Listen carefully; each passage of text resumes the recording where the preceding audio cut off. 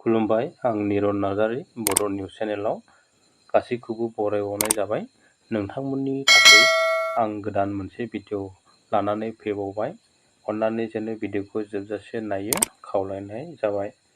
आरो चेनेलाव गोदानब्ला अन्नानै चेनेलखौ साबस्क्राइब खालामना हो आरो नोंथांनि लोगोफोरनोबो शेयार खालामना हो, जेन' नोंथांमोननि हेफाजाब मोननानै आं सानफ्रोमबो भिडिअ लाबोनो हानाय बादि। दानिया फैदो दिनैनि मोननैसो खौराङाव। सेथि खौरां, बर'फोरनि थाखाय गोजोनथाव खौरां लोगोफोर। बेनो जाबाय लोगोफोर, बर' सिख्ला एबा बर' आइजोफोरनि गेजेराव गिबिसिन ट्रेन्सपर्ट डिपार्टमेन्टआव पुलिस एमबिआइ मासि आवग्रिनो हादों बर'नि बिसा रिमजिम स्वर्गियारि बिथाङा। लोगोसेनो पुलिस एमबिआइ मासि आवग्रिनो हानानै बर'नि गेजेराव देरगानायखौ लाबोनो हायो।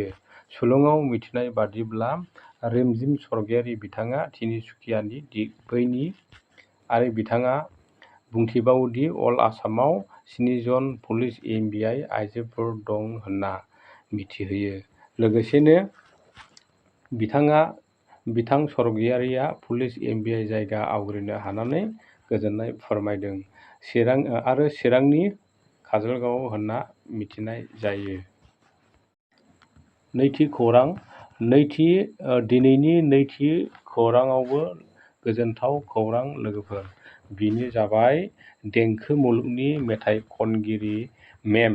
सुलेखा बसुमतारी बिथाङा जयन्त हाजरिका गोसोखांथि बान्थानि थाखाय मुं सायख'जानायखौ मिथिनो मोन्दों।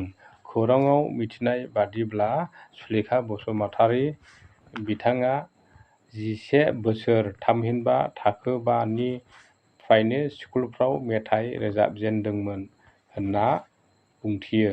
लोगोसेनो बुंथिबावोदि आं माब्लाबाबो मेथाइ रोजाबनानै बान्था मोनगोनखौ सानफेराखैमोन होनना बुंथियो आरो गोजोननायखौ फोरमायो। थामथि खौरां, कक्राझाराव अल बिटिआर एलपि आरो इउपि टेट क्वालिफाइड एस'सिएशननि खौरांगिरि मेल खुंनायखौ नुनो मोननाय जादों।